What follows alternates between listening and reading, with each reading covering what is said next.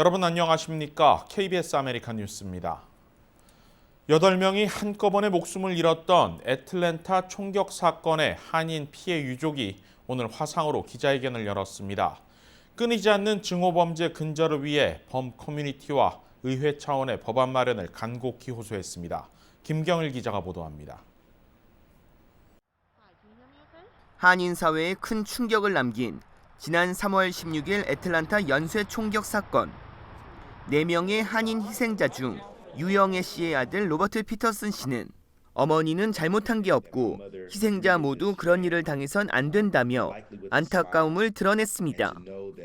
피터슨 씨는 어머니가 1980년대에 미군이었던 아버지를 만나 조지아로 이주했고 집에 방문하는 사람들에게 한국 요리를 대접하는 것을 좋아하는 따뜻한 어머니였다고 말했습니다.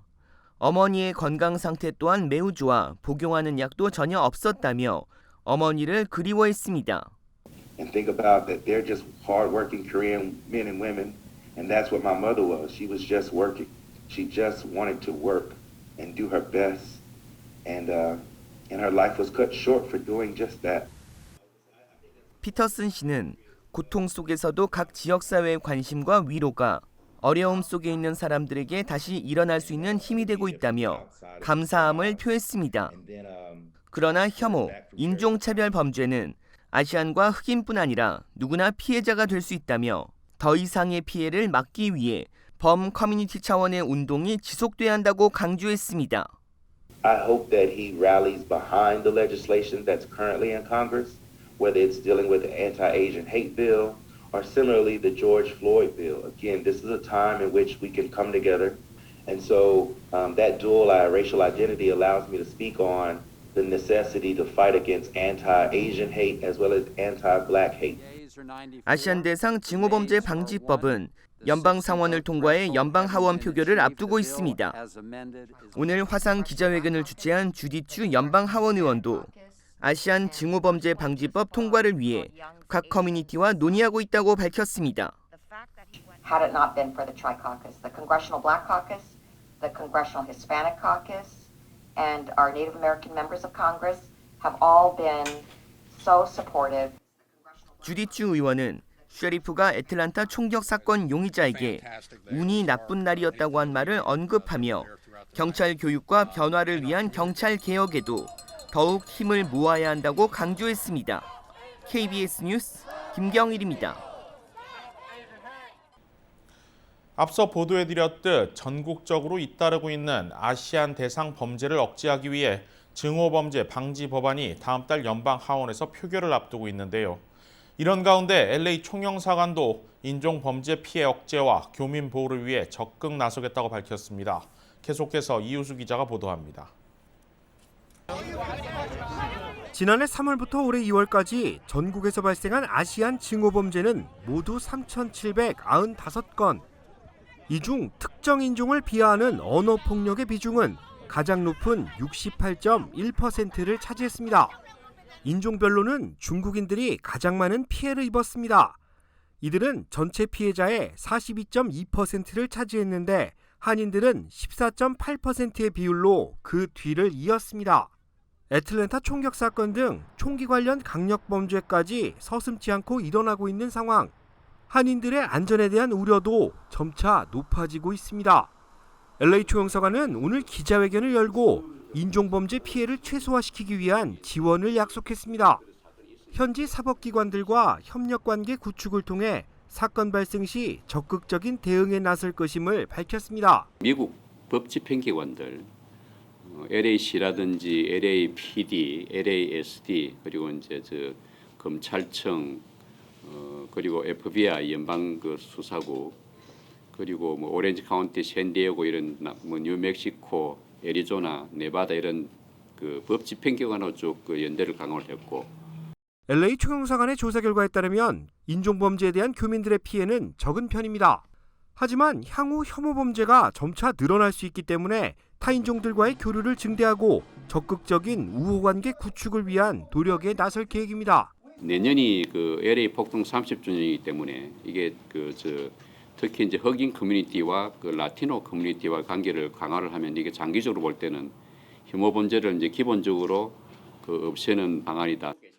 재외국민 법령에 따라 LA 총영사관은 교민들의 피해 발생 시 영사들의 조력이 가능하다고 밝혔습니다. 혐오 범죄 사건에 피해를 입었을 경우 LAPD 등 지역 수사기관에 신고를 함과 동시 LA 총영사관에 영사 조력을 요청할 수 있습니다. KBS 뉴스 이우수입니다.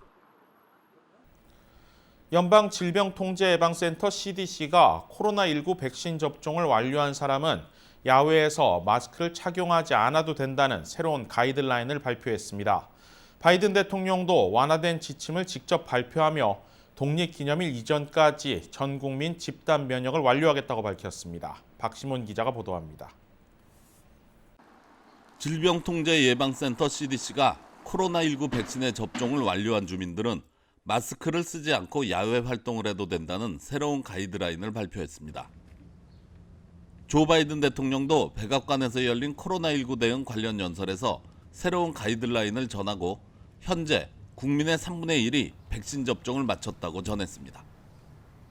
이와 함께 오는 독립기념일인 7월 4일을 목표로 백신 접종을 완료하겠다고 발표했습니다. I'll be laying out the path ahead to continue our fight against COVID-19 to get us to July 4th. This is our target date to get life in America closer to normal and begin to celebrate our independence from the virus together with our friends and our loved ones as we celebrate Independence Day. 바이든 대통령이 이렇게 자신 있게 발표를 한 배경에는 현재 미국민의 절반 이상이 최소 1회 이상의 백신을 맞았고 3분의 1 이상이 접종을 완료했기 때문입니다. 이와 함께 코로나의 확진이 급격히 감소했고 노인 사망률 역시 80% 감소했기 때문으로 풀이됩니다. 바이든 대통령은 또 아직까지 백신을 맞지 않은 사람이 있다면 더 이상 지체하지 말고 당장이라도 접종을 받으라고 당부했습니다. Go get your vaccination now. It's free and it's convenient. 90% of the American people live within 5 miles of a site where you can get a vaccination. You can do this, and we will do this. 한편 CDC는 새로운 가이드라인의 발표와 함께 백신을 맞으면 실내외에서 보다 안전하게 많은 일을 할 수 있을 것이라고 전했습니다. 다만 인파가 많이 몰리는 경기장이나 극장, 미용실 등에서는 아직까지 마스크를 써야 한다고 경고했습니다. KBS 뉴스 박시몬입니다. 오늘 새벽 LA 다운타운에서 무차별 총격 사건이 연이어 발생해 2명이 숨졌습니다. 플러턴 지역까지 내려온 용의자는 경찰과 대치 끝에 경찰의 총격을 받고 숨졌습니다. 첫 총격은 자정을 넘겨 12시 55분에 처음 발생했습니다. 피게로아와 엑스포지션 인근에서 한 남성이 머리에 총상을 입었는데 다행히 목숨을 건졌습니다. To survive, he was treated by the fire department paramedics. From that investigation, the officers learned that the suspect shooter was described as a male driving a white Jeep Cherokee. 전 지역의 경찰에 용의 차량 정보가 전달됐지만 그 사이 총격은 또 발생했습니다. 불과 10분 뒤에 인근 스타벅스 주차장에서 또 총격이 발생했고 차 안에 타고 있던 한 남성이 수차례 총격을 받아 숨졌습니다. 이어 또다시 20분 뒤 칠가와 피게로아에서 또 한 명의 남성이 총격으로 목숨을 잃었습니다.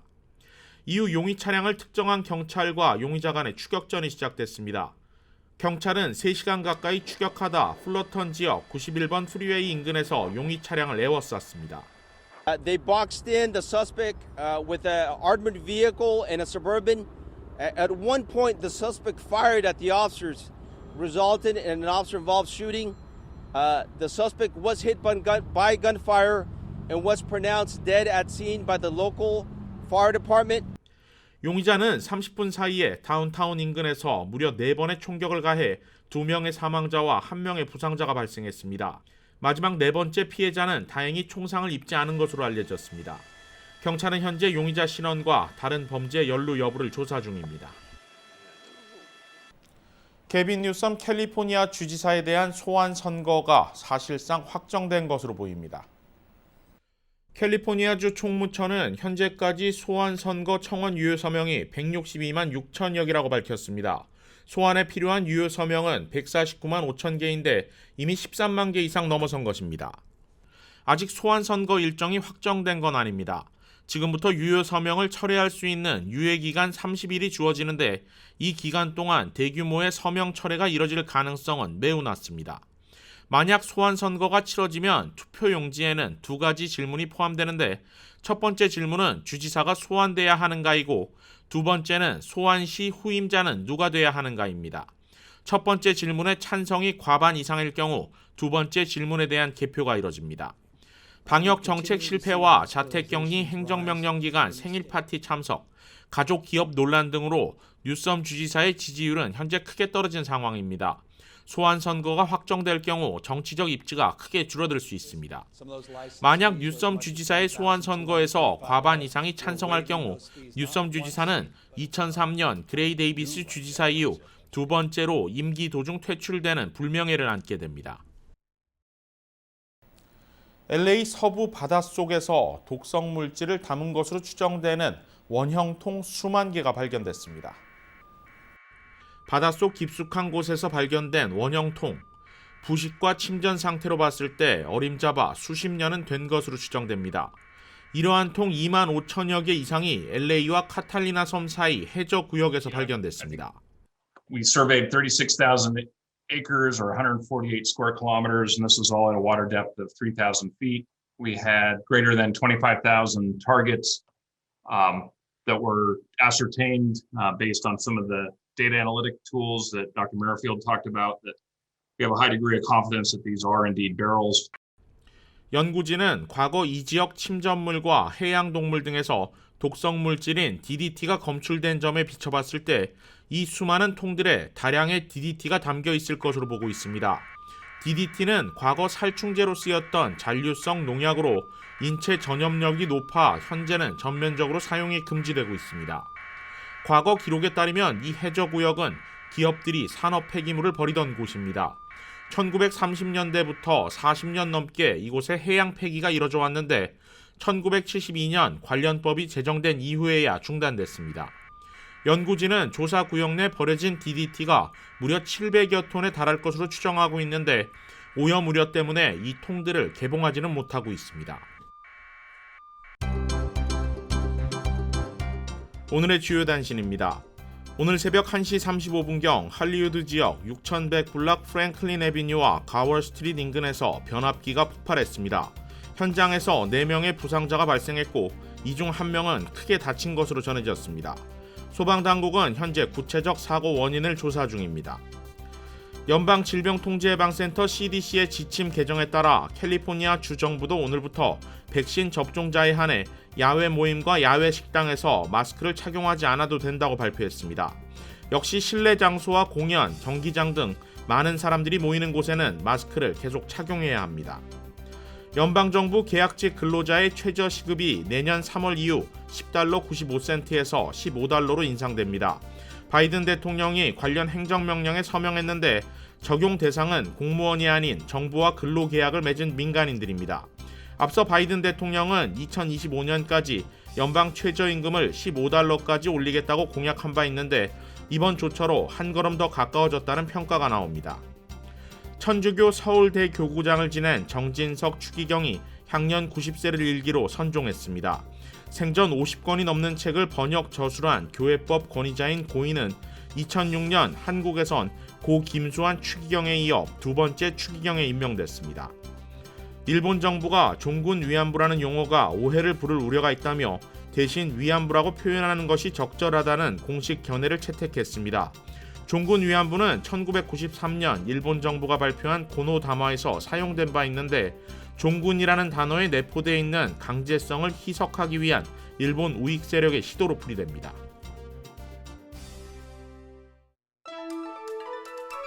KBS 아메리칸 뉴스는 시청자들의 의견을 소중히 생각합니다. KBS 아메리칸 뉴스 마칩니다. 고맙습니다.